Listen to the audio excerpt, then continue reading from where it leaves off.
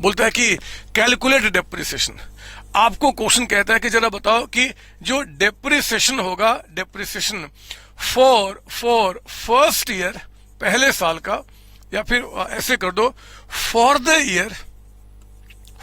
Year ended on आपका 31 मार्च 2023 and 31 March 2024। आपको 2 साल का, एक तो ये हो गया जी, और अगला साल कब खत्म होगा? 31 मार्च 2024। तो आपको यहां पे 2 साल का डेप्रिसिएशन चार्ज करना है, 2 साल का। बोलता कि डेप्रिसिएशन चार्ज कीजिए, यहां पे कितना डेप्रिसिएशन चार्ज होगा वो बताइए, और यहां पे कितना चार्ज होगा वो बताइए। एक क्वेश्चन मैंने बना दिया, एक बार देखता हूं कि आपका दिमाग कितने अच्छी तरीके से काम करता है। क्या सचमुच में आपके अंदर में सोचने की शक्ति है? क्या आप चीजें समझ सकते हो? क्या मैं वो देखना चाहता हूं। मुझे सिर्फ इतना बताओ, सॉल्यूशन में अगर मुझे डेप्रिसिएशन चार्ज करना है, डेप्रिसिएशन पहले साल का, यानी कि for the year ended on 31 मार्च 2022। मेरे प्यारे बच्चों, अगर मुझे 23, अगर मुझे for the year ending on 31 मार्च 2023, यानी कि अगर यहां पे मुझे डेप्रिसिएशन चार्ज करना है, तो मुझे बताओ एसेट्स की कॉस्ट कितनी होगी? क्योंकि बिना एसेट्स की कॉस्ट जाने बगैर you can not charge depreciation. तो मेरे बच्चे आपका डेप्रिसिएशन चार्ज के लिए कॉस्ट कितना? कॉस्ट तो ये होगा ना 7+2, क्योंकि ये सारे क्या हैं, जब एसेट्स रनिंग कंडीशन में आया, मतलब कि पहली बार जितने सारे खर्चे करोगे ना, तो वो सारे खर्चे उसको इंस्टॉल करने तक, ट्रक को हमें यूज करना है, ट्रक को यूज करने तक में जितने सारे खर्चे करोगे, एसी को जहां पे यूज करना वहां पे इंस्टॉल करने तक में जितने सारे खर्चे करोगे, मशीन जो आपने परचेज किया उसको इंस्टॉल करने तक में जितने सारे खर्चे करोगे, वो सारे खर्च एसेट्स की कॉस्ट में ऐड होते हैं। तो मेरे बच्चे 7 लाख में जो ट्रक हमने परचेज किया, उसमें जो 2 लाख रुपए खर्च किया वो भी तो उसमें ऐड होगा, क्योंकि ये वन टाइम खर्च है जो एसेट्स को यूज करने लायक बना रहा आपका। तो इसमें कोई डाउट ना हो कि एसेट की कॉस्ट यहाँ पे 9 लाख रुपए हो गया, 9 लाख रुपए। मैं रेट भी डेप्रिसिएशन क्वेश्चन में दे दिया है, इसमें भी कोई दिक्कत नहीं है 10%, लेकिन मैं परेशान हूं, मुझे समझ में नहीं आ रहा है। आप में से मुझे कोई बच्चा समझाए कि आखिर ये जो पहले साल में डेप्रिसिएशन चार्ज किया जाएगा, पहले साल में जो डेप्रिसिएशन चार्ज किया जाएगा वो कब से कब तक का, कब से कब तक का डेप्रिसिएशन चार्ज किया जाएगा? बच्चे कोई मुझे समझा दे, मुझे बता दे। एक काम करूं क्या, मैं ना सबका मंथ एक जैसा लेना चाहता हूं। 1 जून, इसको ना मैं 1 जुलाई कर देता हूं, ताकि आप अभी कुछ और ना दिमाग में लेके चले, बस दिमाग में सिर्फ कॉन्सेप्ट रहे। ये 1 जुलाई मान लो आपका, 1 जुलाई आपका है ना, 1 जून, 1 जुलाई, 1 नवंबर एंड 31 मार्च आपका, ठीक है ना। तो मुझे कोई समझाए कि ये जो पहले साल में जो डेप्रिसिएशन चार्ज किया जाएगा बच्चे, वो कब से कब तक का चार्ज किया जाएगा? मैं चाहता हूं कि थोड़ा सा आपके इमेजिनेशन में, थोड़ा सा कॉन्सेप्ट बिल्डिंग में मैं थोड़ा सा आपको साथ दूं, और इस साथ देने के लिए ना मैं एक क्वेश्चन क्रिएट कर रहा हूं। मान लो यही क्वेश्चन एग्जाम में आ गया और सिर्फ आपसे ये पूछ रहा है कि बताओ डेप्रिसिएशन कब से कब तक का चार्ज किया जाएगा। तो एग्जाम में मान लो ये एमसीक्यू में आ गया और कुछ ऑप्शन आ गए। ऑप्शन क्या? सुनिए मेरी बात ध्यान से, मैं सबका लॉजिक आपको समझाऊंगा।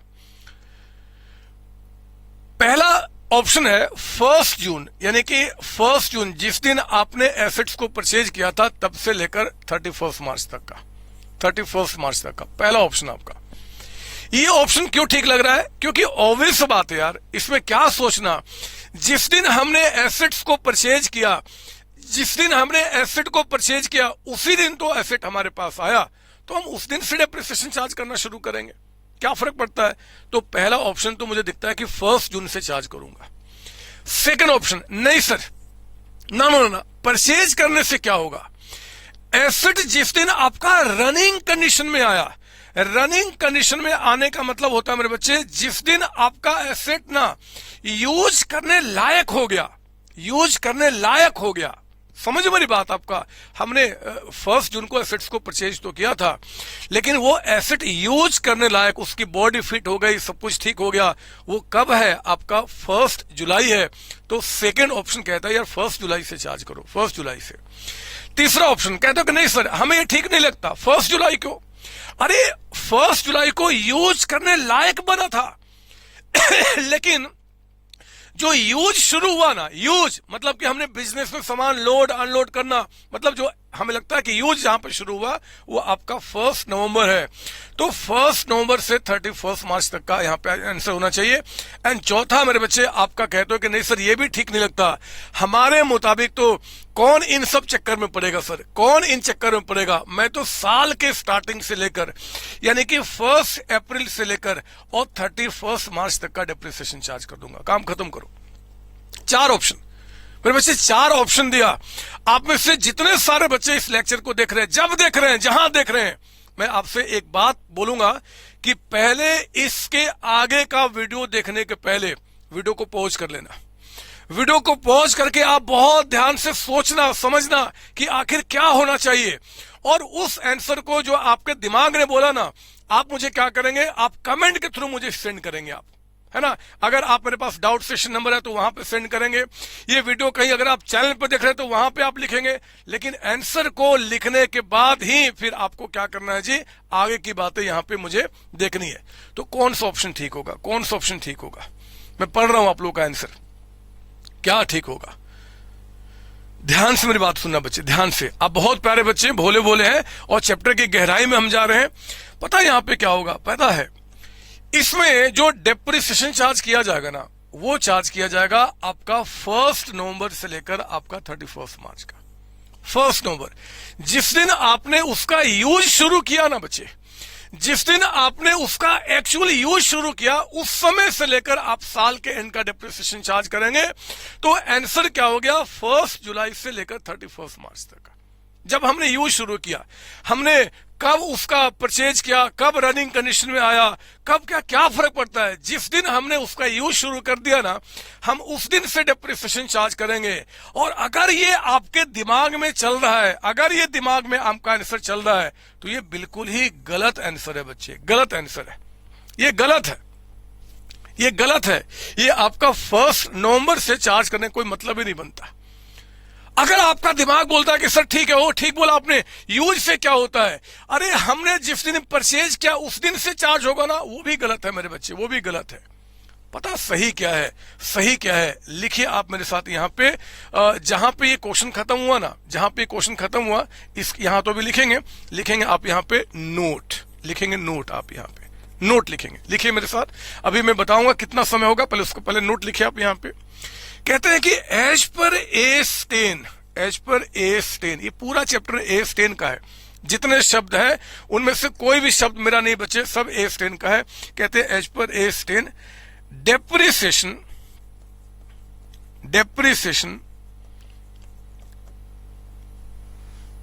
Is charge from the asset from the date on which asset has been put in a running condition, मेरे प्यारे बच्चों ध्यान से सुनना मेरी बात, ये मेरी और आपकी लड़ाई नहीं है, ये लड़ाई मेरे बच्चे ए स्टेन के साथ है। और ए स्टेन पता क्या बोलता है? ए स्टेन कहता है कि देखो जी, आपने एसेट्स को कब परचेज किया, कब उसका एक्चुअल यूज स्टार्ट किया, हमें उससे फर्क नहीं पड़ता। हम तो उस दिन से डेप्रिसिएशन चार्ज करना मान लेंगे, उस दिन से आपको चार्ज करना पड़ेगा जिस दिन आपका एसेट जो है ना वो रनिंग कंडीशन में आ चुका है। रनिंग कंडीशन का मतलब क्या मेरे बच्चे? कि हाँ अब उस एसेट को आप यूज कर सकते हो, आपने उसको इंस्टॉल कर दिया है। जैसे ही एसी को लेकर आप आओ और अभी इंस्टॉल मत करो, हम कहते हैं डेप्रिसिएशन चार्ज नहीं करेंगे। लेकिन एसी को लेकर आया, आपने दीवार पे मेरे बच्चे इंस्टॉल कर दिया। अब वो एसी अभी यूज करोगे, चाहे गर्मी में चाहे 10 साल के बाद, फर्क नहीं पड़ता। अकाउंट्स कहता है कि भैया डेप्रिसिएशन चार्ज शुरू करो, क्योंकि एसेट का जो इकोनॉमिक लाइफ है, क्या नाम बोला, इकोनॉमिक लाइफ, वो आपका अभी से शुरू हो चुका है। और एक बात बताऊं, ये सिर्फ अकाउंट से नहीं बोलते, जब आप टैक्स पढ़ोगे ना, तो टैक्स में एक आएगा, आगे में आपका पढ़ेंगे, टैक्स वाले सब पढ़ाएंगे, वहां पे आपका एक सेक्शन 32 है, पीजीपीपी एक चैप्टर आएगा टैक्स का, पढ़ेंगे जब बड़े हो जाएंगे तब आप वहां पे। तो वहां पर भी यही बात बोला गया है मेरे बच्चे कि डेप्रिसिएशन की चार्जिंग कब से शुरू करेंगे, जब एसेट आपका put to in a running condition हो जाए, उसके एक्चुअली से कोई मतलब नहीं है। तो एज पर AS10 depreciation is charge from the date on which the asset has been put in a running condition. इस बात को आपको क्या करना है, ध्यान रखना है। तो ये AS10 का कहता है कि हम तो यहां से करेंगे, और इसलिए मेरे बच्चे 1 जुलाई से लेकर 31 मार्च काउंट करो ना, जुलाई, अगस्त, सितंबर, अक्टूबर, नवंबर, दिसंबर, जनवरी, फरवरी, मार्च, 9 महीने हो गए। तो आपको यहाँ पे 9 मंथ्स का डेप्रिसिएशन चार्ज करना है, 9 महीने का। तो 9 लाख पे 10% 90 हो गया। और जरा बताओ 9 महीने का कितना, 9 महीने का कितना, जल्दी बताइए। 90,000 इंटू 9 डिवाइड बाई आपका 12, ये आ गया मेरे बच्चे 67,500 रुपीज का, 67,500 रुपीज का। ये आपने डेप्रिसिएशन चार्ज कर दिया पहले साल का। अगर कोई कहता कि अच्छा बताओ अब depreciation for the year ended on 31 March 2024, अगले साल का डेप्रिसिएशन बताइए, तो उसके लिए पहले आपको हमें मेथड बताना पड़ेगा। मान लो क्वेश्चन कहता है बाय WDV मेथड, मान लो क्वेश्चन कहता है कि आपको WDV यानी कि रिटन डाउन वैल्यू से मेरे बच्चे डेप्रिसिएशन चार्ज करना है। तो पता मैं क्या करूंगा WDV मेथड में, जरा बताओ एसेट की कॉस्ट कितने की थी, 9 लाख। तो 9 लाख में से पहले साल में जो आपने डेप्रिसिएशन चार्ज कर दिया उसको माइनस कीजिए, 67,500, ये उसकी वैल्यू बच जाएगी बच्चे 1 साल का डेप्रिसिएशन चार्ज करने के बाद यहां पे। और अगले साल तो फिर कोई झगड़ा ही नहीं है, अगले साल काहे का कोई झगड़ा, अगले साल आप चेक कीजिए, अगले साल से तो सब कुछ ठीक चल रहा है जी। वो तो पहले साल में सिर्फ झगड़ा होगा कि एसेट कब रनिंग कंडीशन में आपका आया, उसके बाद आपको पूरे साल का डेप्रिसिएशन चार्ज करना है, चाहे आप एसेट्स को यूज कर रहे हो कि चाहे नहीं कर रहे हो। तो आपने क्या करना है, इस पे आपको 10% का, and for the whole year, पूरे साल का बताइए डेप्रिसिएशन कितना हो जाएगा।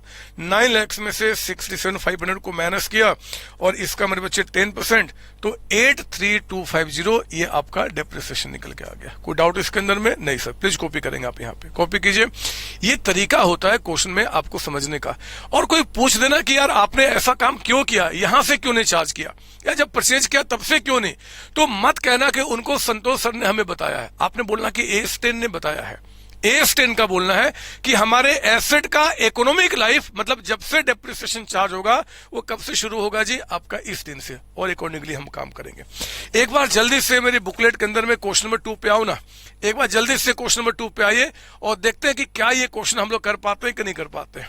आप कहो तो मैं इसको हटा दूं, ये सर मैं इसको हटाता हूं, और जल्दी से आप आइए मेरे साथ यहाँ पे। आप सॉल्यूशन कर रहे हैं मेरे बच्चे बुकलेट का क्वेश्चन नंबर 2, बुक का क्वेश्चन नंबर 2, क्वेश्चन नंबर 2 लिखेंगे आप। पढ़िए, अभी एग्जाम्पल नहीं, क्वेश्चन आपका है, एग्जाम में आपका आया हुआ क्वेश्चन है। कहता है कि 1 जुलाई 2022 को एक्स लिमिटेड ने परचेज किया मशीन आपका 2 लाख का। 1 सितंबर 2022 कहता है it was put to use. Put to use का मतलब क्या होता है, इंस्टॉल करना। पुट टू यूज का मतलब मेरे बच्चे एक्चुअली यूज नहीं होता, इंस्टॉल किया, मतलब उस दिन आपका रनिंग कंडीशन में आ गया। एंड इनकार्ड कहता है कि 25,000 ऑन इट्स इंस्टॉलेशन। फिर कहता है but the actual use started on 1 November 2022। Actual use बोलता है कि बताओ डेप्रिसिएशन क्या होगा। सुनो ना, मैं डायग्राम पे आपको दिखाऊं। और एक बात बताऊं, जब भी किसी क्वेश्चन में, इसी चैप्टर की बात नहीं कर रहा, किसी भी चैप्टर मेरे बच्चे जहां पे कई सारे डेट्स होते हैं ना, कई सारे डेट्स, बेहतर होता है कि पहले चीजों को एक डायग्राम पे लिख लो, फिर क्लियरिटी अपने आप क्रिएट होने शुरू हो जाती है।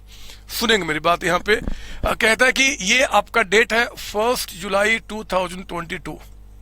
यहां पे कहता है कि हमने मशीन को परचेज किया बच्चे, परचेज। आप भी बनाओ ना ये डायग्राम मेरे साथ। और ये कहता है कि आपने परचेज करने पे 2 लाख रुपए आपने खर्च किए। फिर कहता है कि 1 सितंबर को, यानी कि यहां पे वो कहता है कि it was put to use, यानी कि हमने उसको रनिंग कंडीशन में यहां पे लेकर आया, इंस्टॉल किया एक्चुअली। रनिंग कंडीशन का मतलब होता है हमने उसको इंस्टॉल कर दिया, यूज कब कर रहे हैं कब नहीं कोई फर्क नहीं पड़ता, यानी कि 25,000 का, दिस इज रनिंग कंडीशन। और कहता है कि जो आपका एक्चुअल यूज है, जो इसका एक्चुअल यूज है मेरे बच्चे, वो हमने स्टार्ट किया, कहता है कि 1 नवंबर से कहता है कि डेप्रिसिएशन बताओ 22-23 का, तो ईयर एंडिंग 31 मार्च 2023 हो गया, है ना। 22-23 का मतलब होता है कि जो ईयर स्टार्ट होता है 1 अप्रैल 2022 से और एंड होता है 31 मार्च। तो आज जरा मुझे बताओ कि डेप्रिसिएशन जब आप चार्ज करेंगे एज ऑन 31 मार्च 2023, तो क्या बोलेंगे जी? भैया कॉस्ट तो 225 हो गया। पहली बार जितने सारे खर्चे हैं they all will be added to the cost of assets, आपका 225 हो गया। क्वेश्चन में मेरे बच्चे यहाँ पे जो आपका रेट ऑफ डेप्रिसिएशन है दैट इज गिवन 10%, कितने महीने का? तो हमने जिस दिन रनिंग कंडीशन में लिया उस समय से यहां तक का, सितंबर, अक्टूबर, नवंबर, दिसंबर, जनवरी, फरवरी, मार्च, यानी कि 7 मंथ्स का डेप्रिसिएशन चार्ज किया जाएगा। जरा बताओ 7 मंथ्स का डेप्रिसिएशन कितना निकल के आ गया? तो 2,25,000 इंटू मेरे बच्चे 10% और 7 मंथ्स का 7 डिवाइड बाई 12 आपका ये निकल के आ गया 13,125। आप मेरी बातें समझ रहे हो ना? बोलो ना।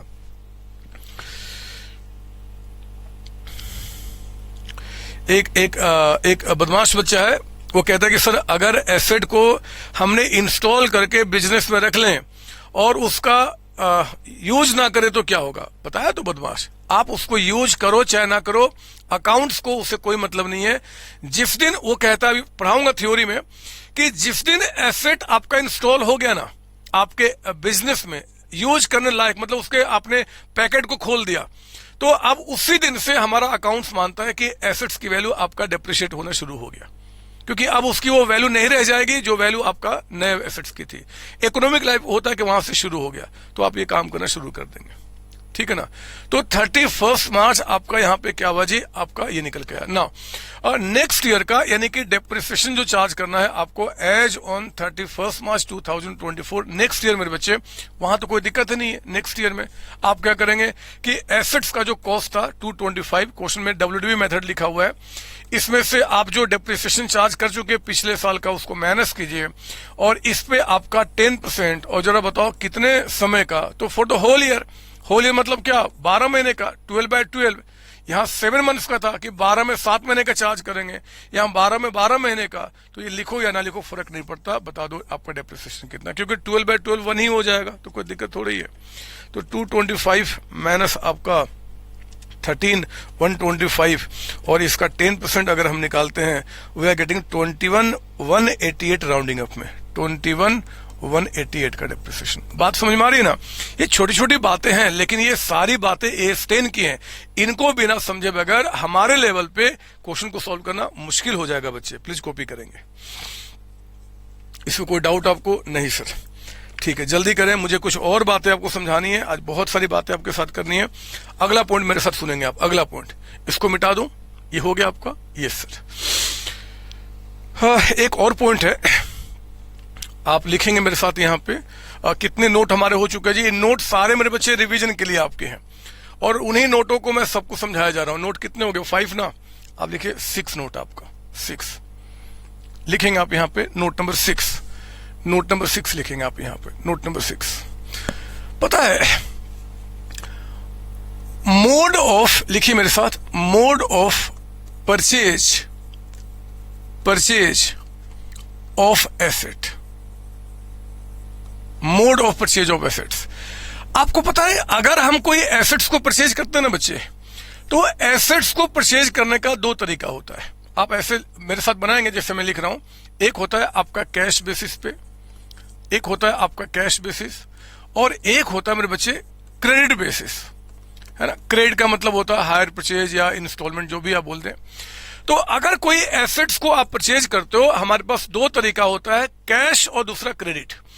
अगर मान लो एसेट्स को कैश में परचेज करता हूं, मान लो कोई फॉर एग्जांपल मैं यहां पे कार ही ले लेता हूं, एक कार हमने परचेज किया है जी, और मान लो कार जो हमने परचेज किया ना बच्चे कैश पे, वो सपोज दैट अगर कैश पे लेता हूं तो हमें पड़ता है 8 लाख रुपए का, 8 लाख रुपए का, है ना। अगर हमने कैश पे लिया तो 8 लाख का। मुझे कोई बताए कि क्या अगर उस कार को मैं इंस्टॉलमेंट पे लेता हूं, इंस्टॉलमेंट पे, तो भी कार आपका 8 लाख में पड़ेगा क्या? बोलो बोलो, आप खुद, आप इतने अच्छे बच्चे हैं, कॉमर्स के बच्चे, हम प्रोफेशनल बच्चे हैं। एक कार को अगर हम परचेज करते हैं कैश पे तो 8 लाख का पड़ता है, तो क्या क्रेडिट पे भी अगर उस कार को परचेज करेंगे तो 8 लाख का पड़ेगा क्या? नहीं सर, कभी नहीं। जब भी आप क्रेडिट पे सामान लोगे ना बच्चे, तो उस एसेट का जो कैश प्राइस है उस पे इंटरेस्ट भी ऐड हो जाता है। आप इस बात को जानते हैं, जब हम पार्ट पार्ट में पेमेंट करते हैं इंस्टॉलमेंट पे तो कुछ इंटरेस्ट भी ऐड हो जाता है। मान लो जो कैश प्राइस आपका कहता है कि 8 लाख रुपीज है, और सपोज दैट 50,000 का यहाँ पे इंटरेस्ट ऐड हो गया, तो क्रेडिट पे उसका प्राइस कितना हो जाएगा जी? 8,50,000, 850 आपका। सवाल यह है कि अगर मैं आपसे पूछूं कि कैलकुलेट आपका कॉस्ट ऑफ एसेट बताइए, cost of asset if it is purchased on credit basis. आप मुझे बता दो on credit basis in above example. ये जो ऊपर में मैंने आपको एग्जाम्पल दिया है, इस एग्जाम्पल में बस इतना बताइए कि अगर मैं कार को परचेज करता हूं क्रेडिट पे तो उसकी कॉस्ट कितनी कही जाएगी। सुनिए मेरी बात, यहां ध्यान देंगे मैं क्या बोलना चाह रहा हूं। यहां पे नजर, यहां पता है, एक कार है मेरे बच्चे, एक मैंने परचेज किया, एक आपने परचेज किया। जो कार मैंने परचेज किया ना, मुझे वो 8 लाख में मिला, क्योंकि मैं गया, कैश दिया और कार लेकर आ गया। तो अगर मान लो कोई कार मैंने परचेज किया 8 लाख रुपीज में, तो हुआ क्या कि वो मुझे कैश में मिला। आप वही कार लेने गए उस शोरूम में, आपने कहा कि मुझे इंस्टॉलमेंट पे चाहिए, तो आपसे ना 50,000 रुपीज का इंटरेस्ट भी चार्ज किया गया। टोटल अमाउंट जो आप उस शोरूम को, उस दुकानदार को, उस कार वाले को जो आप पे करोगे, दैट इज 850।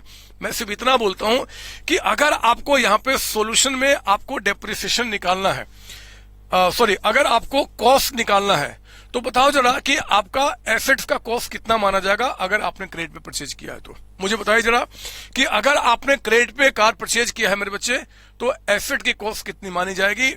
इसको समझने के लिए आपको यहां पे फिर से क्या करना होगा? नोट लिखना होगा।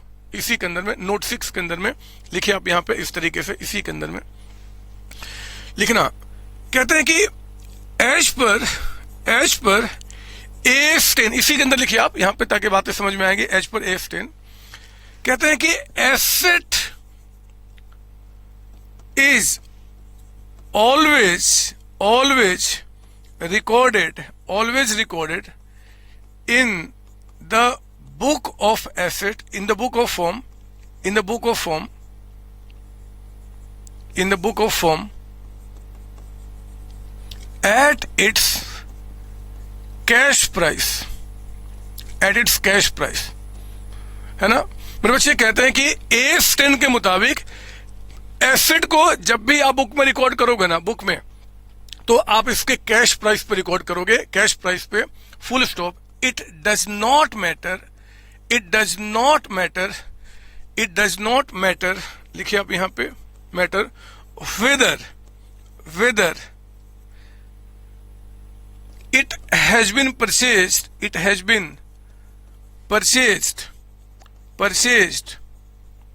on cash basis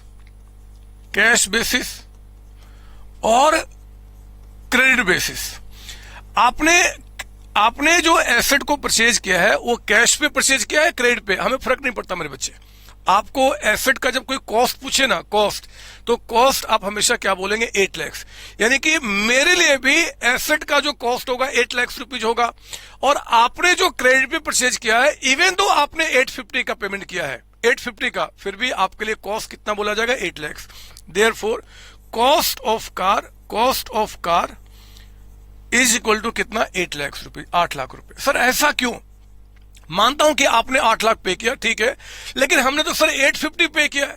अगर हमने 850 पे किया तो हमारा कॉस्ट तो 850 होगा। नहीं मेरे बच्चे, इस बात को समझने के लिए कि जो 50,000 एक्स्ट्रा जो आप इंटरेस्ट पे कर रहे हो, क्या वो 50,000 आपके एसेट्स के कॉस्ट में ऐड होना चाहिए या नहीं होना चाहिए? आपको एक बार मेरे साथ इस डायग्राम पे आना पड़ेगा, एक बार मेरे साथ इस डायग्राम पे, यहां पे आपको आना पड़ेगा। मुझे बताओ जरा, आप इतने समझदार हो, कि जो कार आपने जो परचेज किया, आपने कितना पेमेंट किया जी? 8 लाख और प्लस 50,000। मुझे इस 8 लाख पे कोई झगड़ा नहीं है, वो तो एसेट्स की कॉस्ट है। आप बताओ ये जो 50,000 रुपीज का जो आप इंटरेस्ट पे कर रहे हो, क्या वो इंटरेस्ट यहां से लेकर यहां तक लाने तक का खर्च है क्या? क्या ये इंटरेस्ट आप सिर्फ यहां से यहां तक लाने का खर्च पे कर रहे हो, या फिर जो एसेट ला के आप यूज कर रहे हो इसका पार्ट पार्ट में पेमेंट करना चाहते हो, और पार्ट पार्ट में पेमेंट करने के चलते आपको इंटरेस्ट पे करना पड़ रहा? आप बताओ ना, क्या परचेज करके जहां पे आपको यूज करना है, जहां पे उसको इंस्टॉल करना है, क्या उसके बीच का आप इंटरेस्ट पे कर रहे हो? क्या इस 1 घंटे 2 घंटे का इंटरेस्ट है? नहीं सर, जिस एसेट्स को हम यूज कर रहे हैं उसका पार्ट पार्ट में हमें पेमेंट करना है, और जो पार्ट पार्ट में पेमेंट करना है हमारे बच्चे, यानी कि वो खर्च इसके बाद का हो गया, वो फर्दर एक्सपेंडिचर में आएगा। अगर फर्दर एक्सपेंडिचर में आएगा तो मुझे बताओ कि क्या इंटरेस्ट पे करने से आपके एसेट की एफिशिएंसी बढ़ जाएगी? क्या बोलो ना, क्या उसके एसेट की एफिशिएंसी बढ़ जाएगी? नहीं सर, उससे नहीं बढ़ेगी। और हमने कहा है मेरे बच्चे कि जो आपके एसेट की एफिशिएंसी बढ़ाएगा ना, उसी को आपने एसेट के कॉस्ट में ऐड करना है। इसके सिवाय जितने भी खर्चे हो जाए जो कार से जुड़े हुए हैं, they all will be treated as expense. उसको एक्सपेंस मानना है, तब उसको एक्सपेंस मानेंगे। और इस 50,000 में जितना इंटरेस्ट करंट ईयर में पे करेंगे वो करंट ईयर के प्रॉफिट लॉस में खर्चा दिखा दो, जो अगले साल पे करेंगे वो अगले साल के प्रॉफिट लॉस में खर्च दिखा दो। लेकिन कॉस्ट जिसपे हमें डेप्रिसिएशन चार्ज करना है वो 8 लाख ही होगा। ऐसा हमें कौन कहता है? ए-स्टेन कहता है एंड ए-स्टेन कहता है। आप मेरी बातें समझ रहे हो ना? पहले इस चैप्टर में आने के पहले जितनी परेशानियां हैं, जहां पे परेशानियां क्रिएट होती है, उन सारी बातों को मैं डील कर रहा हूं। आप जरा आओ ना, बुकलेट के अंदर में क्वेश्चन नंबर 1 चेक कीजिए। मैं इस पॉइंट को समझाने के लिए अभी जो हमने किया ना, ये आपका पॉइंट, ये जो मोड ऑफ परचेज को लेकर जो मैंने पॉइंट आपको समझाया, इसके लिए मेरे बच्चे आप आओ जरा बुकलेट का example number 1, sorry question number 1 आप सोल्यूशन कर रहे हैं क्वेश्चन नंबर 1 का। पढ़ो क्या बता रहा है, पढ़ो मेरे साथ, पढ़ो ना। कहता है कि 1 अक्टूबर 2022 को सीओसी लिमिटेड, सीओसी नाम तो सुना ही होगा, अरे सीओसी, अब तो मुझे लगता है कि नाम आपके ना खून खून में बस गया होगा। अगर कोई मतलब आप अपने घर में अपने मम्मी पापा को बोलना थोड़ा सा मेरा ये यहां से काटो, देखो कुछ दिख रहा है, जब वहां से खून निकलेगा ना बच्चे, तो उसमें सीओसी लिखा हुआ नजर आएगा। सच्ची बता रहा हूं, इतना आपके शरीर में, आपके दिनचर्या में, आपके दिमाग में एक ही नाम बस गया है, सीओसी सीओसी सीओसी। मैं कैसे विश्वास दिलाऊं? चलो मैं क्वेश्चन पढ़ता हूं और एक बात बता देता हूं, आज के बाद मेरे बच्चे अपने फीलिंग्स को ना एक्सप्रेस करना शुरू करो। जो लोग अपने फीलिंग को एक्सप्रेस नहीं करते हैं उनको कई तरीके की बीमारी हो जाती है, डिप्रेशन है, एंजाइटी है, पता नहीं क्या क्या है। आप फीलिंग को एक्सप्रेस करो। अगर सचमुच में आपके अंदर में सीओसी है तो दुनिया को बोलो, हाँ COC COC COC. Mummy papa आपको सुबह में बोलते हैं बेटा गुड मॉर्निंग, बोला नहीं पापा नहीं, ना ना ना ना, सीओसी सीओसी सीओसी। शाम को बोलते हैं बेटा गुड नाइट, ना पापा ना, सीओसी सीओसी सीओसी। कोई रिलेटिव आता है, पापा बोलते हैं कि पैर छो, बोला ना पापा ना, सीओसी सीओ। मतलब समझ लो ना, फीलिंग जब तक आपका एक्सप्रेस नहीं होगा तब तक मजा नहीं आएगा। मैं सच बोल रहा हूं। आप पढ़ो ना क्वेश्चन नंबर 1 क्या बता रहा है, सुनो मेरी बात। कहता है कि 1 अक्टूबर 2022 को सीओसी, फिर से सीओसी आ गया है, चेहरे पे थोड़ी सी स्माइल लाओ और फिर आगे पढ़ो। Purchase a building on hire purchase का फिलहाल मतलब इंस्टॉलमेंट समझ लेना, इंस्टॉलमेंट बेसिस पे। हायर परचेज जब चैप्टर आएगा ना तो हम पढ़ेंगे उस समय जब बड़े हो जाएंगे, तो अभी फिलहाल यहां पढ़िए। कहता है कि payable 2 lakh rupees as down payment. अरे हमने जो बिल्डिंग परचेज किया ना हायर परचेज पे, तो कहता है मेरे बच्चे कि हमने 2 लाख रुपए का ना डाउन पेमेंट किया। सुनो ना, आपको पता है डाउन पेमेंट का मतलब क्या होता है? डाउन पेमेंट का मतलब, जब हम कोई एसेट को परचेज करते हैं क्रेडिट पे, तो आपको स्टार्टिंग में कुछ उसको पैसा पे करना होता है, that is called the down payment. 2 lakh रुपए, उसमें कोई इंटरेस्ट थोड़ी होगा। और कहता है कि उसके बाद 3 आपके इंस्टॉलमेंट है, फर्स्ट इंस्टॉलमेंट, सेकेंड आपका इंस्टॉलमेंट, और कहता है कि थर्ड इंस्टॉलमेंट। 3 यहां पे इंस्टॉलमेंट है मेरे बच्चे। पहला इंस्टॉलमेंट कहता है कि 2 लाख रुपीज का है, दूसरा इंस्टॉलमेंट कहता है कि आपका 150 का है, और थर्ड इंस्टॉलमेंट कहता है कि आपका 1 लाख का है। कहता है कि अबव इंस्टॉलमेंट्स, ये जो इंस्टॉलमेंट है इंक्लूड 40,000, इसमें कहता है कि 40,000 का इंटरेस्ट मिला हुआ है। दूसरे वाले मेरे बच्चे कहता है कि 30,000 का इंटरेस्ट मिला हुआ है, और तीसरे वाले में कहता है कि 20,000 का आपका इंटरेस्ट मिला हुआ है। तो जरा बताओ ना कि अगर मैं इस 2 लाख में इंटरेस्ट एलिमेंट को हटा दूं तो फिर अमाउंट कितना बचेगा? 160। ये 150 में 30 हटाऊं तो कितना बच जाएगा? 120। और ये 1 लाख में 20 गया तो कितना बच गया? 80,000 का अमाउंट आपका। जरा पूछो, पढ़ो जरा कि क्वेश्चन क्या बोलता रहा है। कहता कि calculate the price at which building will be recorded in the books of accounts. बोलता बताओ कि बिल्डिंग जो है मेरे बच्चे वो कौन से प्राइस पे बुक में रिकॉर्ड होगा? तो मेरे बच्चे कैश प्राइस पे। क्या आप में से मुझे कोई बता सकता है क्या कि कैश प्राइस ऑफ एसेट यहां पे कितना है? क्या आप बता सकते हो क्या? सर 2, 3, 4, 80, 5,60,000 का अमाउंट, 5,60,000 रुपया हो गया सर। जो एसेट का कैश प्राइस है ना सर वो 560 हो गया। वो पूछता है आगे में कि क्या आप डेप्रिसिएशन में चार्ज करके दिखा सकते हो क्या? पहले साल का दिखा सकता हूं मेरे बच्चे, दिखा सकता हूं। अगर हमें डेप्रिसिएशन निकालना है, वो कहता है कि फर्स्ट ईयर का मुझे बताइए, तो मैं एसेट की कॉस्ट तो 560 मानूंगा। क्या क्वेश्चन में रेट ऑफ डेप्रिसिएशन में दिया है क्या? ये सर 10% दिया है। मेथड क्या बता रहा है? एसएलएम। फर्क नहीं पड़ता पहले साल में कौन सा मेथड है कौन सा मेथड नहीं है, क्या फर्क पड़ता है?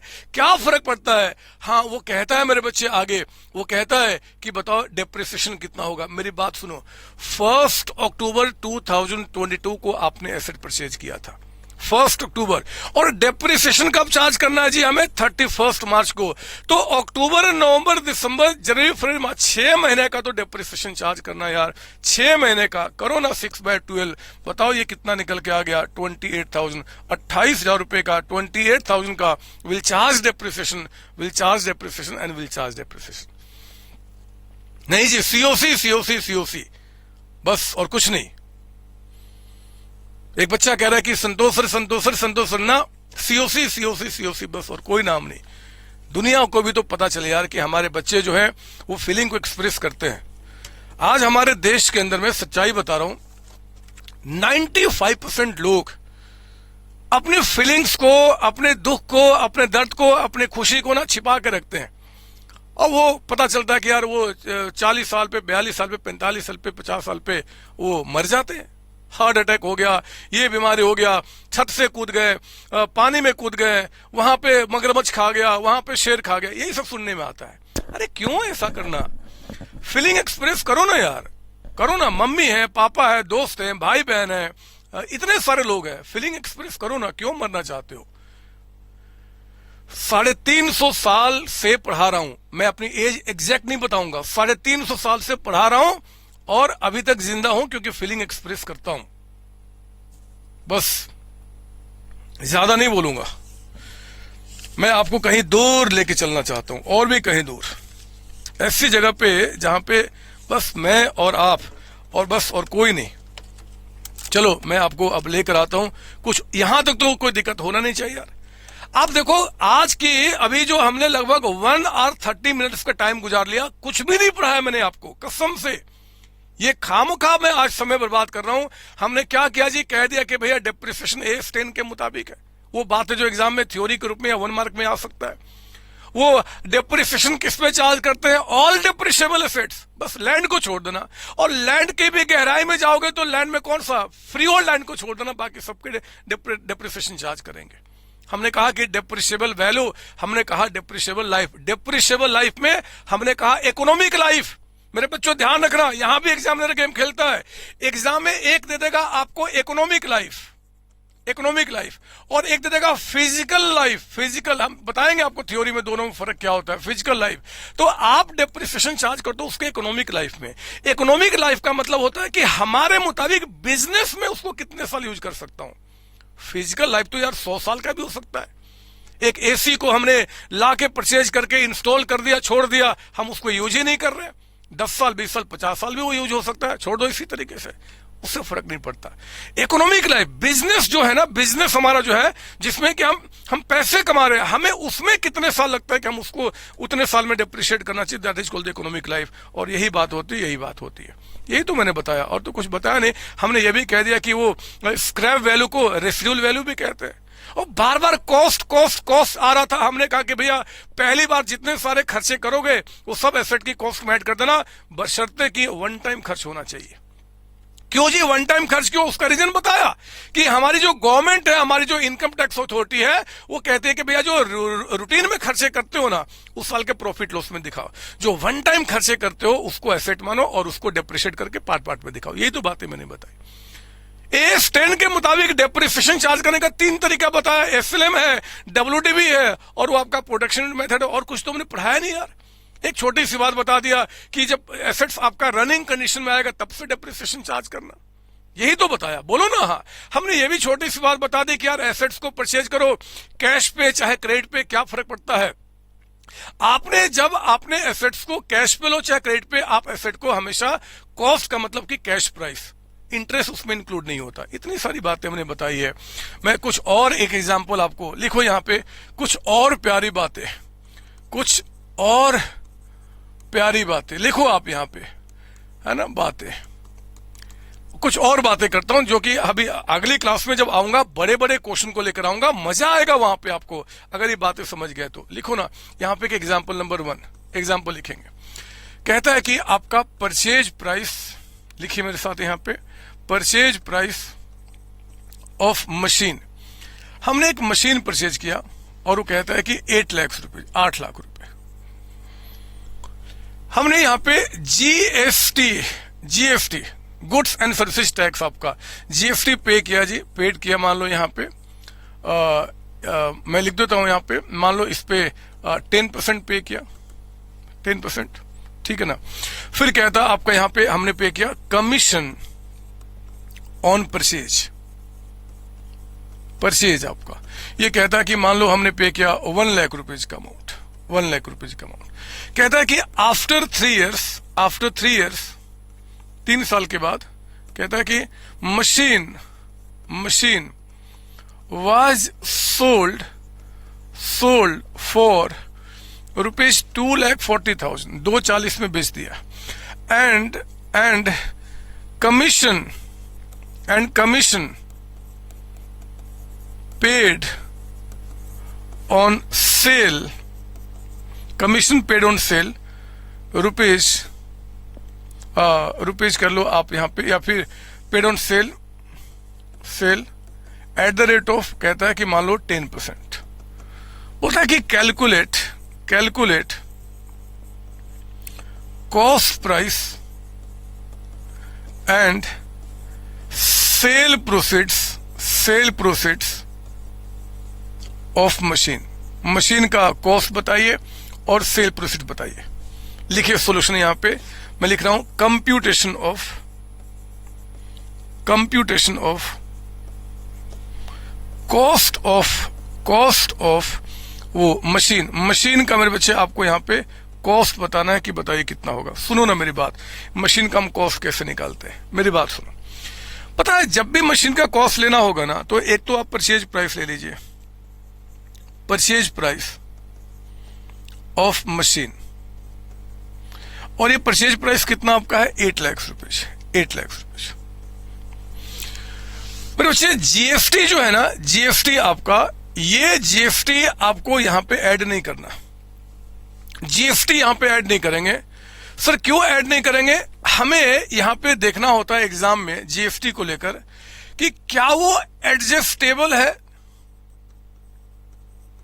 या फिर नॉन एडजस्टेबल। दो बातें सर, मतलब अभी समझाऊंगा, सुन लो पहले। जीएसटी क्या वो एडजस्टेबल है कि नॉन एडजस्टेबल है? देखो एडजस्टेबल का मतलब होता है, ध्यान से मेरी बात सुनना, अभी आप जब टैक्स पढ़ोगे ना तो टैक्स वाले जो प्यारे प्यारे सर होंगे वो समझाएंगे, मैं उतना डिटेल में नहीं जाना चाहता, जितना एस 10 में आपको रिक्वायरमेंट है सिर्फ उतना बताऊंगा। एडजस्टेबल का मतलब होता है बच्चे कि अगर मान लो किसी एसेट्स को परचेज करने पे मैंने जीएसटी पे किया है, अगर एसेट को परचेज करने पे मैंने जीएसटी पे किया, मान लो कितना जी, 10%, यानी कि 80,000, तो वो 80,000 जो जीएसटी पे किया ना बच्चे, वो जो मैंने पे कर दिया है, फिर मेरे बिजनेस को जो जीएसटी पे करना है, जब मैं जीएसटी पे करूंगा तो उसमें क्या होता है, वो माइनस हो जाता है। नहीं समझे? मैं थोड़ा सा समझाता हूं। मान लो मैंने सेल किया अपना फीस का, जो फीस मैंने कमाया वो 10 लाख रुपए कमाया है, 10 लाख। तो 10 लाख में मान लो बच्चे आपका 12% के हिसाब से मुझे 1,20,000 रुपए का जीएसटी पे करना है। मेरा जो बिजनेस उस पर 120 का गवर्नमेंट को मुझे जीएसटी पे करना है। अब जो मैंने मशीन परचेज किया ना, मैंने मशीन परचेज किया है, इस पे जो 10% कितना हो गया 80,000। ये जो 80,000 जो मैंने जीएसटी पे किया है, वो मेरे पास ऑप्शन है कि मैं इस 80,000 में से क्या करूं जी, माइनस कर लूं, और बाकी 40,000 ही गवर्नमेंट को पे करते हैं। आपके टैक्स वाले सर बताएंगे जब बड़े हो जाएंगे, तो मैं तो अभी इतना बता रहा हूं। एडजस्टेबल का मतलब होता है कि जो जीएसटी मुझे पे करना है मेरे बच्चे 1,20,000 रुपए, जितना मैंने परचेज के टाइम पे किया उसको माइनस किया और बाकी पे किया जाता है ना, ऐसा आपको चलता है। उसको बोलते हैं एडजस्टेबल। नॉन एडजस्टेबल का मतलब कि ये जो जीएसटी है ना, मैं उसको यहां पर एडजस्ट नहीं करना चाहता या नहीं करूंगा। तो याद रखना, कहते हैं कि अगर ये आपका एडजस्टेबल है, अगर ये एडजस्टेबल है मतलब कि जितना मुझे जीएसटी पे करना उसमें से माइनस हो जाएगा, तो उस केस में कहते हैं कि it is not added, it is not added, it is not added to the cost of asset. मेरे बच्चे फिर हम इसको क्या करेंगे, एसेट के कॉस्ट में ऐड नहीं करेंगे। सर ऐसा क्यों? इसलिए मेरे बच्चे, क्योंकि वो जीएसटी एक्चुअली मैंने बेयर किया ही नहीं। मुझे जो 120 पे करना है ना 1,20 का, हमने उस 80 को माइनस करा लिया, मतलब उसमें एडजस्ट कर दिया। तो हमने जो जीएसटी पे किया था हमारे ऊपर पड़ा नहीं, हमने एडजस्ट कर दिया और आगे जो बाकी बचा वही पे किया। तो जब भी ये एडजस्टेबल होगा तो हम इसको एसेट्स की कॉस्ट में ऐड नहीं करते। अगर ये नॉन एडजस्टेबल है, मतलब कि अगर ये ऑप्शन मेरे पास नहीं है, तो फिर मैंने पे किया और मेरे सर पे ही रहा, है ना, मुझे बियर करना पड़ा, तो कहते हैं कि उस केस में it is added to the cost of asset, cost of asset. ठीक है ना, याद रखना। मैं आपको बता दूं कि इसको नॉन एडजस्टेबल कह देगा, नॉन रिफंडेबल कह देगा। मतलब ऐसे नाम अगर आ जाए किसी भी टैक्स के साथ, तो अब ये क्योंकि आप डेप्रिसिएशन पढ़ रहे हैं और जीएसटी का पूरा कॉन्सेप्ट आपको पढ़ना नहीं है, वो आपको पढ़ेंगे जब हम टैक्स पढ़ेंगे तो आपका, तो यहां पे क्या करना, बस इतनी ही बातें समझनी है।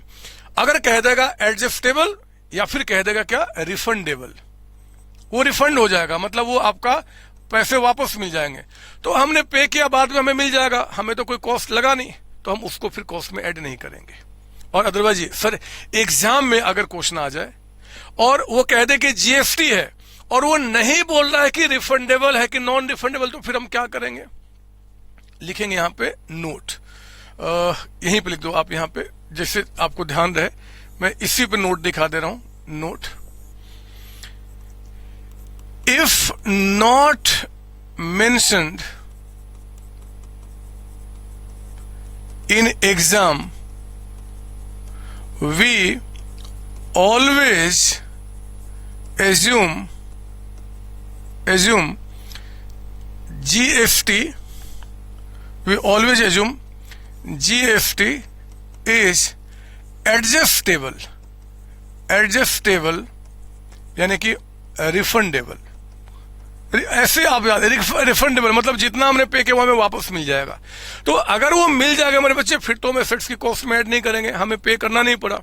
इसका मतलब क्या होगा, परचेज प्राइस लूंगा, और यहां देखो इस क्वेश्चन में मैंने कहीं नहीं बताया कि वो आपका रिफंडेबल है कि नहीं है, तो हम क्या मान लेंगे, आपका वो आपका क्या बोलते हैं, रिफंडेबल है, तो इसको हम यहां पे ऐड नहीं करेंगे। सर कोई नोट लिखना होगा, ऐसे रिक्वायरमेंट नहीं है, बट आप चाहो तो एग्जाम में मेंशन कर सकते हो कि I have assumed that GST is refundable या एडजस्टेबल, इसलिए कॉस्ट में आपका इंक्लूड नहीं होगा।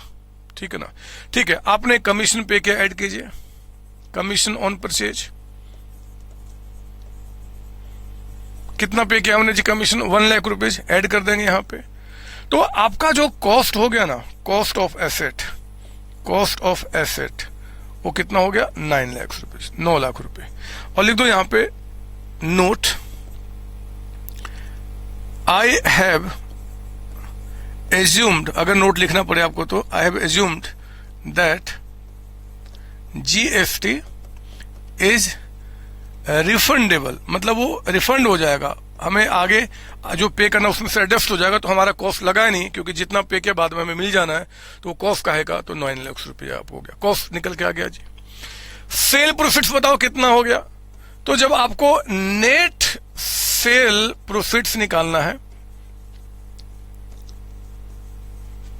ऑफ मशीन, तो पता हम क्या करेंगे, ये कैसे निकलेगा। एक तो जरा बताओ क्वेश्चन में कि सेल प्राइस ऑफ मशीन, हमने मशीन बेचा कितने में था, मशीन हमने बेचा कितने में था बच्चे, तो हमने मशीन बेचा था आपका 240 में, देख लो ना 240 में हमने मशीन बेचा था, 240 ले लीजिए यहाँ पे। और इस 240 में आप लेस कर दो क्या, अगर कोई कमीशन हमने पे किया है ऑन सेल, हमें लेस करना होगा। मेरे बच्चे परचेज के टाइम पे हम कमीशन ऐड करते हैं क्योंकि कमीशन हमारा कॉस्ट का पार्ट बन गया, वो भी वन टाइम खर्च हो गया। लेकिन सेल के टाइम पे कमीशन ऑन सेल को हमें माइनस करना होगा क्योंकि नेट सेल प्रोफिट्स को निकालते समय एक्चुअली हमारे हाथ में कितना आया है ना, वो हमें देखना होता है। तो 10% हमने कमीशन पे कर दिया ना, तो 240 का 10% कितना निकल के आ गया जी, 24,000, इसमें सब माइनस कर दीजिए। तो ये जो आ गया आपका 2,16,216, यही कहा जाएगा आपका नेट सेल प्रॉफिट्स। जब हम बड़े बड़े क्वेश्चन करेंगे तो उसमें आपका ऐसा पॉइंट आएगा जहां पे हमने मशीन परचेज किया था और कुछ समय के बाद हमने बेच दिया, कितने बजे, 10% कमीशन पे आपका करके, तो उस तरीके से बातें निकल के आएंगी। ठीक है ना, प्लीज कॉपी कीजिए, यहाँ पे कॉपी करेंगे, इसमें कोई डाउट आपको नहीं सर। तो आज हमने क्या किया बच्चे, हमने आप देखो आज बुकलेट के अंदर में मैंने एक्चुअली कुछ भी नहीं पढ़ाया आपको, आज कुछ भी नहीं पढ़ाया। आज तो बस इतना बताया कि आपका क्या एसेट्स होता है, कैसे हम डेप्रिसिएशन चार्ज करते हैं, क्या मेथड होता है, ना तो अभी कुछ और टच किया ना कुछ और टच किया। आप जल्दी से कॉपी कीजिए, पहले इसको आप इसको कॉपी करेंगे। सर हो गया, ठीक है। आज की क्लास में बच्चे यहीं पर रोकूंगा क्योंकि अगला जो क्लास हमारे पास होगा ना, हम इन सारे कॉन्सेप्ट को इकट्ठा करके अब बड़े बड़े क्वेश्चन को बनाएंगे। और बिलीव कीजिए अगली क्लास में आपको और मजा आने वाला है, और मजा आने वाला है अगर आपने प्रॉपर तरीके से स्टडी किया है तो। ठीक है ना, एक क्वेश्चन में आपको होमवर्क दे देता हूं, आप उसको कर लेना और फिर काम खत्म करते हैं। लिख लो यहाँ पे, लिखो मेरे साथ यहाँ पे, सर का चैलेंज क्वेश्चन, चैलेंज क्वेश्चन। मैं एक क्वेश्चन आपको देता हूं, आप इसका आंसर करके मुझे अगली क्लास में दिखाना। अगर आपने सही आंसर कर दिया तो समझो कि मान लूंगा, और जो जो बोलोगे आप ना वो मैं आपको खिलाने को तैयार हूं। जो आप बोल दो मैं वो आपके घर में आके खिलाऊंगा। सर का चैलेंज क्वेश्चन लिखिए आप यहाँ पे, लिखेंगे यहाँ पे एग्जाम्पल नंबर 1। यहाँ पे एग्जाम्पल नंबर 1 कहता है कि ऑन 1 जुलाई 2022 कहता है कि एक्स लिमिटेड एक कंपनी है, purchased a second hand car for rupees 4 lakh, 4 lakh रुपए में उसने क्या किया जी, एक सेकेंड हैंड कार परचेज किया and paid rupees 60,000 on its repair and rupees 80,000 on its painting। ठीक है ना, उसने 4 लाख रुपए में कार परचेज किया बच्चे, सेकंड हैंड कार। 60,000 उसने रिपेयर पे खर्च किया और 80,000 कहता है कि उसने पेंटिंग पे खर्च किया। ठीक है ना। एक बच्चे पूछ रहे कि सर नेट सेल प्रॉफिट्स का मतलब क्या होता है। बच्चे नेट सेल प्रॉफिट्स का मतलब कि आपके हाथ में पैसे आए कितने। जब हम अभी आगे जब फुल फ्लेज क्वेश्चन करेंगे ना, तो वहां पे क्या होगा कि आप देखेंगे कि एसेट बिक गया 240 में, बट इतना हमें कमीशन पे करना पड़ा, तो हमारे पास पैसे कितना है, हमें पैसा कितना मिला, यही पैसा मिला होगा, ये तो हमने कमीशन पे कर दिया। तो मशीन जब बिका तो उसमें क्या लॉस या क्या गेन हुआ, जब आपको निकालना होगा आगे के क्वेश्चन में, तो फिर आपको इस प्राइस से कंपेयर करना पड़ेगा जितना पैसा आपके हाथ में आया। ठीक है ना, मैं बताऊंगा, आप चिंता नहीं कीजिए। थोड़ा सा यहाँ पे पाइए, कहता है कि 1 जुलाई को एक लिमिटेड ने परचेज किया सेकंड हैंड कार आपका 4 लाख का, पेड आपका 60,000 on it's repair and 80 on it's painting. ठीक है, बोलता है कि कैलकुलेट depreciation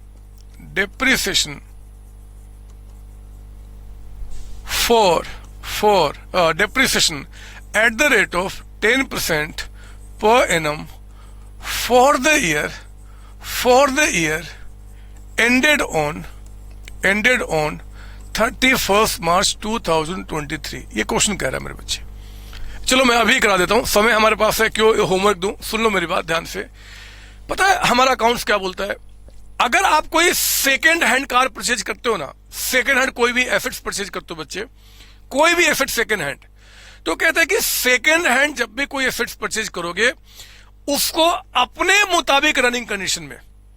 हमने कार परचेज किया था सेकेंड हैंड, थोड़ा टूटा फूटा था, सीट कवर फटा हुआ था, कहीं कुछ गंदा था, कहीं कुछ गंदा था, हम लेके गए, उसका पेंटिंग करा दिया, हमने सीट कवर चेंज करा दिया, रिपेयरिंग करा दिया। मेरे बच्चे कोई भी खर्च अगर सेकेंड हैंड कोई भी एसेट्स परचेज करते हो और पहली बार जितने सारे खर्चे उसमें करोगे ना, जितने सारे खर्चे, छोटा हो बड़ा हो, रिपेयरिंग हो, पेंटिंग, कुछ भी, सब एसेट की कॉस्ट में ऐड किया जाएगा, सब। तो यहां पे मेरे बच्चे अगर आपको डेप्रिसिएशन चार्ज करना है, डेप्रिसिएशन ऑन कब जी, 31 मार्च 2023, तो मेरे बच्चे आपको पता है इस कार की कॉस्ट कितनी कही जाएगी? 4 लाख रुपीज प्लस 60 प्लस 80 कितना हो गया? 5,40,000। याद रखना, सेकेंड हैंड एसेट्स को जब परचेज करते हैं तो फर्स्ट टाइम जितने सारे खर्चे उसमें किए जाएंगे कार को मेरे पास आने के बाद, वो सब आपके एसेट्स की कॉस्ट में ऐड किया जाता है। That becomes 540। इस 540 पे रेट ऑफ डेप्रिसिएशन कितना बता रहा है? 10% आपका। और जरा बताओ कितने समय का चार्ज किया जाएगा? तो 1 जुलाई से काउंट करो ना, जुलाई, अगस्त, सितंबर, अक्टूबर, नवंबर, दिसंबर, जनवरी, फरवरी, मार्च, 9 मंथ्स का, तो 9/12 आपका है ना। याद रखना, जब सेकेंड हैंड कहेगा तो मत सोचना यार रिपेयरिंग खर्च है, ये तो रिपेयरिंग आपका नॉर्मल रिपेयर होता ना मेरे बच्चे ना। फर्स्ट टाइम जितने सारे खर्चे किए ना सेकेंड हैंड के केस में, वो सब आपको एसेट्स की कॉस्ट में ऐड करना होगा, ये मानते हुए कि हमारे लायक, यूज करने लायक बनाने के लिए वो खर्च नेसेसरी था, एसेंशियल था आपका, ठीक है ना। तो 540 इंटू आपका 10% और आपका इंटू 9 डिवाइड बाई 12 आपका ये आ गया 40,500। लिखो ना, 40,500 रुपए का अमाउंट, 40,500। तो प्लीज कॉपी करेंगे यहाँ पे आपका। एक एग्जाम्पल और कर लेते हैं, फिर हम क्लास को खत्म करते हैं। ये जो एग्जाम्पल लिख रहा हूं ना, आपके एग्जाम में कई बार ये क्वेश्चन आ चुका है, कई बार ये क्वेश्चन आ चुका है, और अक्सर देखा गया है कि क्वेश्चन आता है बट हम गलत करते हैं। प्रूफ करता हूं कैसे, आप ही करोगे मुझे पता है। जब मेरा क्वेश्चन खत्म होगा, मेरे आंसर को कंप्लीट करने के पहले आपने क्या करना है, वो क्वेश्चन कर लेना है। सुनिए मेरी बात, मैं कुछ बता रहा हूं यहाँ पे आपको। एग्जाम्पल नंबर 2 लिख रहे हैं आप यहाँ पे, एग्जाम्पल नंबर 2 सुनो ना। कहता है ऑन 1 दिसंबर, देखता हूं ये क्वेश्चन आप कैसे कर पाते हैं। ऑन 1 दिसंबर 2022 कहता है कि अ machine was purchased for rupees 5 lakhs, 5 lakh में मशीन परचेज किया, and it was installed on 1st May 2023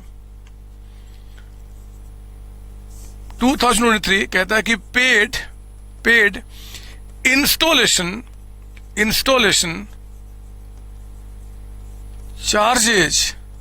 charges rupees 80,000, 80,000 रुपए उसको इंस्टॉल करने में भी आपने पे किया। परचेज किया था 1 दिसंबर को, इंस्टॉल किया आपका 1 मई को। कहता है कि फुल स्टॉप के बाद यहां पे कैलकुलेट डेप्रिसिएशन for 2022-23 and 23-24। मेरे बच्चे कहता है कि बताओ डेप्रिसिएशन कितना होगा?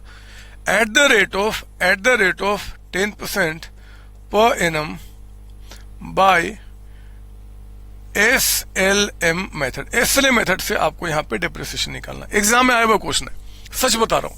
और आप बदमाश बच्चे हो, इतने अच्छे से क्वेश्चन को भी ना आप मतलब कि गलत करके आ जाते हो, पता नहीं क्यों। फर्क पता है रीजन क्या है? आप सोचते हो क्या जो 11वीं 12वीं क्लास में हमने डेप्रिसिएशन पढ़ा था ना, वही डेप्रिसिएशन है, बट एक्चुअली आपका इंस्टीट्यूट इस लेवल में वो चीज नहीं मानता है ना। ये हमारे एग्जाम में क्वेश्चन आया हुआ, और ये क्वेश्चन मेरे बच्चे 2 मार्क्स में आया था, 2 नंबर में। तो एक बार चेक करते हैं कि 2 मार्क्स के क्वेश्चन हम लोग कर पाते हैं। सुनिए मेरी बात, सोल्यूशन के अंदर में, यहाँ पे सोल्यूशन के अंदर में मैं बार बार कहता हूं कि जब भी एग्जाम में डेट हो ना, तो आप पहले डायग्राम बना लो, सबसे बेस्ट तरीका। ये 1 अप्रैल 2000 आपका 22 से लेकर 31 मार्च 2023 ये पहला साल आपका 22-23, और ये आपका 1 अप्रैल 23 से लेकर मेरे बच्चे आपका 31 मार्च 24 ये आपका नेक्स्ट ईयर हो गया, है ना, नेक्स्ट ईयर आपका हो गया। अब मेरे बच्चे यहाँ पे कहता है आपका कि 1 दिसंबर 2022 को आपने एक मशीन परचेज किया है, ठीक है, कब जी? 1 दिसंबर को। मैं इस डायग्राम में यहां लेकर आता हूं, मान लो इस दिन पे 1 दिसंबर को कहता है कि आपने यहां पे क्या किया जी? परचेज किया है, परचेज 2022 में। और मेरे बच्चे इसको इंस्टॉल कब किया हमने? यहां कहता है, यहां ध्यान से 1 मई 2023 को यहां पे कहता है कि वो इंस्टॉल यानी कि आपका रनिंग कंडीशन में आया है, रनिंग कंडीशन में। यहां पे एक बदमाश बच्चा है, वो कहता है कि सर पेंटिंग कैपिटल एक्सपेंडिचर कैसे है सर? अरे बदमाश, अभी कहा जब सेकेंड हैंड कोई सामान लेते हो ना, तो पहली बार जो खर्चे करते हो ना, ये इसी कॉन्सेप्ट पे, कोई नया कॉन्सेप्ट नहीं है। आप यहां देखिए, ये जो डायग्राम मैंने आपको दिया था सेम चीज है। अगर मान लो एक सेकेंड हैंड कार हमने परचेज किया, तो किसी से परचेज किया ना, वो आदमी जिससे हमने सेकेंड हैंड कार परचेज किया है वो बदमाश है, वो गंदे तरीके से रखा हुआ है। अब जरा बताओ कि गंदे कार को आप जाके पूजा करोगे क्या? या आपका मन नहीं करेगा कि उस कार का पूजा कराने के लिए, मतलब उसको प्लेस ऑफ यूज, अच्छा यूज करने लायक बनाने के लिए पहले उसको हम क्या करें जी, जो थोड़े मोड़े टूट फूट गए उसको सही करा रहे, थोड़ा उसका पेंटिंग करा ले जहां डेंटिंग पेंटिंग खराब हो गया। अरे मन करता है ना बदमाश, आपने करा लिया। हमने कहा कि पहली बार, ये बार बार आगे का नहीं बोल रहा हूं मैं, पहली बार यहां पे जितने सारे खर्चे होंगे पहली बार, वो सारे खर्चे आपको क्या करना है? अपने सेट्स की कॉस्ट में ऐड करना है। अगर वो सेकेंड हैंड होगा मेरे बच्चे, तो आप पूजा करने के पहले, मतलब अपने मन लायक बनाने के पहले, उसमें जो भी डेंटिंग पेंटिंग रिपेयरिंग सब करा, पहली बार के खर्चे मानते हुए उसको सेट्स की कॉस्ट में ऐड करो। ये आपके संतोष सर नहीं कहते, ये ए स्टेन कहता है। वहां ए स्टेन का डिटेल आपको समझाऊंगा थ्योरी के अंदर में। तो ये काम करना है। सेकेंड हैंड का रहेगा तो पहली बार कोई भी खर्चे होगा हम उसको सेट्स की कॉस्ट में ऐड करेंगे। अब झगड़ा नहीं करो, मुद्दे पे आओ। कहां था मैं, कहां चला गया? हाँ जी, यहां पे। तो अब जरा सुनो ध्यान से, कहता है कि जरा बताओ आपका डेप्रिसिएशन कितना होगा। सुनो ना मेरी बात ध्यान से, आप मुझे बताओ कि इस साल में कोई डेप्रिसिएशन चार्ज होगा क्या? इस साल में, यानी कि अगर मैं सॉल्यूशन में यहां बोलूं डेप्रिसिएशन एज ऑन 31 मार्च 2023, तो एसेट्स की कॉस्ट कितनी है जी? 5 प्लस आपका 80, 580, ठीक है। एसेट की कॉस्ट तो 580 हो गया। रेट ऑफ डेप्रिसिएशन कितना है? 10%, ये भी ठीक है। लेकिन जरा बताओ कि आपने इस साल में कितने समय एसेट यूज किया है? याद रखना, ये काउंटिंग कब से शुरू होगा मेरे बच्चे? जब एसेट आपका रनिंग कंडीशन में आ चुका है, इंस्टॉल हो चुका है। और पहले साल में ये एसेट तो आपका इंस्टॉल ही नहीं हुआ है, इंस्टॉल आपका यहां पे हुआ है, यहां पे। अब हम क्या करें? तो इस साल का कोई भी डेप्रिसिएशन चार्ज नहीं होगा, जीरो। ये जीरो हो गया, नील। अरे कसम खा लो, जब तक आपके एसेट का रनिंग कंडीशन में नहीं आ जाता मेरे बच्चे, तब तक आप उस पर कोई डेप्रिसिएशन चार्ज नहीं करोगे। तो आपको क्या करना, पहले साल का नील हो गया। अगर आपको डेप्रिसिएशन निकालना है एज ऑन 31 मार्च 2024, तो आपका कॉस्ट कितना है? 5,80,000। मेथड क्या बता रहा है? एसएलएम ना, तो इसी पर हमेशा जी कॉस्ट पे।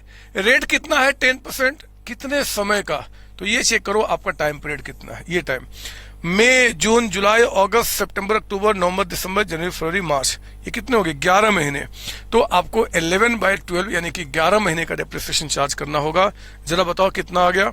तो 580 पे मेरे बच्चे आपका 10% और यहाँ पे इंटू 11 डिवाइड बाई 12 आपका ये आ गया 53,167 का अमाउंट। 53,167 का ये काम खत्म हो गया।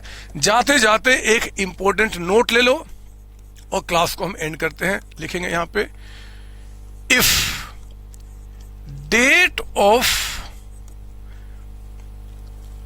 Putting asset in running condition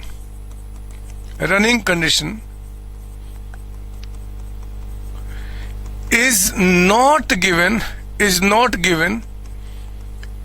in question separately separately, अगर क्वेश्चन में आपको साफ साफ नहीं बताता, comma, then we assume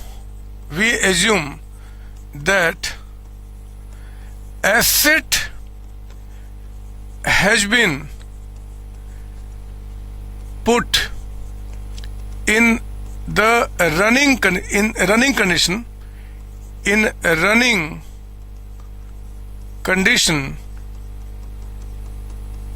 on the date of its purchase। समझे ना मेरी बात?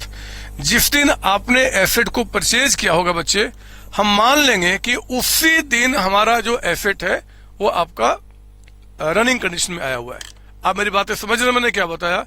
एग्जाम में क्वेश्चन आ जाए और आपको नहीं बताता कब आपका एसेट इंस्टॉल हुआ है, कब आपका एसेट रनिंग कंडीशन में आया हुआ है, तो हम यही मानते हैं कि जिस दिन हमने परचेज किया उसी दिन इंस्टॉल हुआ है मेरे बच्चे, और उसी दिन से हम डिप्रिसिएशन चार्ज करना शुरू करते हैं।